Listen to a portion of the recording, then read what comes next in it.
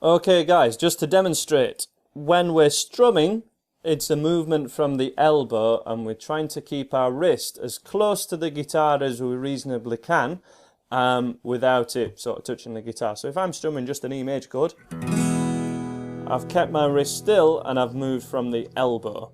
You don't want to tense your wrist at all. I compare it to standing up straight. It doesn't take any more muscles to do it, but you need to hold it in place. So hold your wrist in place to keep it as close to the guitar as possible. If this is happening, this is sort of what a lot of beginners can do with their wrist when they're strumming. It needs to be held right into the guitar, which prepares you for when you're playing single notes, which if I'm picking the thickest E string, it is very much a wrist motion. So we want to rest our hand on sort of the lower part of your thumb, where your thumb meets your palm here. And we rest all the forearm on your guitar, and this will be the same for electric or acoustic guitar. And it's a wrist motion. Remember, compare it to writing your name nice and neat. You would always rest your wrist. And strumming covers a larger area, like painting a big canvas. When we want to play the thinner strings, which is where many beginners' riffs can start, it's either the thicker or the thinner ones, we can actually still rest our thumb, or the palm of our hand, on the strings themselves, and then pick the thinner ones.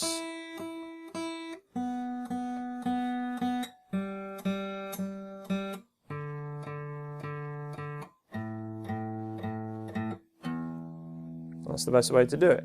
What I see a lot of people doing is resting their little finger to be able to play the thinner strings. If you've gone for a C major scale lesson,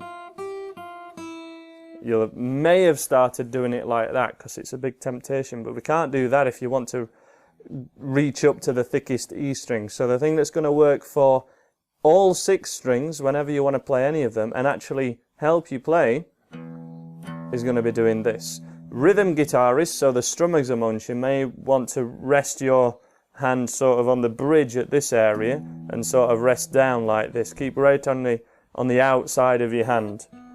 You can get away with that for a really long time, and then at some point the fact that your picking hand is sort of in its resting point so far away from the strings may become a problem, but that's not going to become a problem for a very long time, and you can coach your way out of it, getting it back. But the best way to do it from the start typically is by doing it this way, by resting on your thumb, and then when you go from one string to the next, what we can do is rest your thumb on that string. Now let me show you what I mean. So when I pick the thickest E string, no problemo, my thumb, sort of the palm of my hand is rested on the guitar at the thumb side, and I've sort of lifted my hand slightly this way.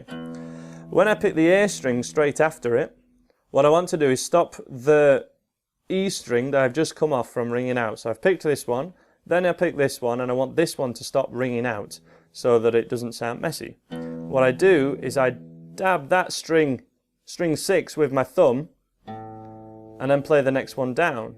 And then I can play 6 to 5 and only one string rings out.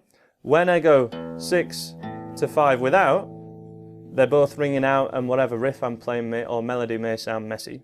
When we keep going down, the same thing just happens. You just want to touch the string you've just come off with your thumb and go down as follows. You want to try and make sure there is no gap there as much as possible, so you want to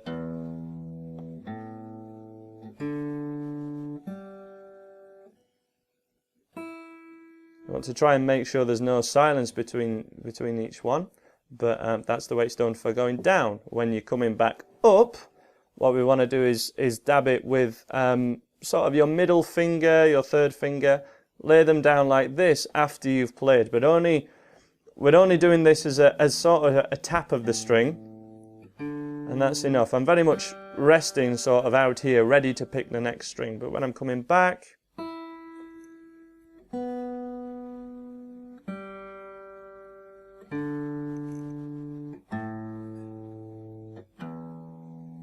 compare that to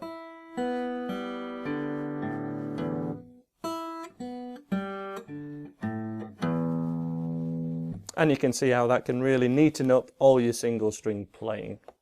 When you're hitting a pair of strings, for example, for a lead guitar part, or for a rhythm part, for a power chord, a pair of strings should be seen as the same as when you're picking a single one, you're just going a little bit further.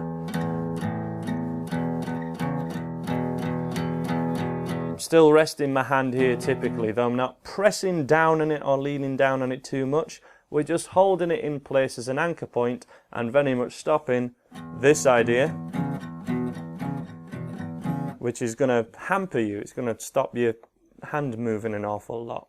Going back to the resting on the outside, as I say, this sort of all becomes very tempting to rest on the outside of your hand rather than on the picking hand side for single string strums. Though I did go and see Nile Rodgers recently, and when he was playing everything, he was very much leant on the outside of his hand. But he has a certain more strumming style, which isn't, you know, he's not shredding solos as such, Nile Rodgers. He's a strummer, so if he leans on the outside of his hand, that's totally fine. If you're wanting to play melodies, it's probably better to